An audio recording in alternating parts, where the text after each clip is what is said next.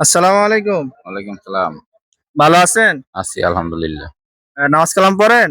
জি, পড়ি। আচ্ছা, নামাজ কয় ওয়াক্ত? ৫ ওয়াক্ত। আচ্ছা, আ কোরআন সম্বন্ধে জ্ঞান আছে?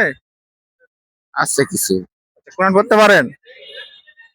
না অত বেশি পড়া নাই, হালকা পাতলা পড়া আছে আচ্ছা, আ কিরকম আ আ কোরআন শরীফে আপনার হলো সবচেয়ে বড় সূরা কোনটা?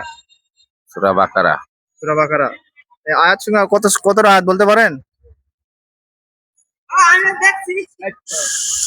সবকিছু সবসময় মুখস্থ থাকে না আচ্ছা, তো। আচ্ছা।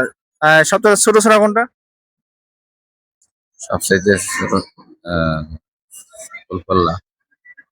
কোরআন শরীফের সবচেয়ে বড় সূরার নাম বললেন সূরা বাকারা। সবচেয়ে ছোট সূরা কোনটা? সূরা সূরা কাউসার। সূরা কাউসার। মনে থাকবে ইনশাল্লাহ। মনে থাকে। সমস্যা নাই। আপনি না, মানুষ প্রত্যেকটা মানুষ সবকিছু পারে না।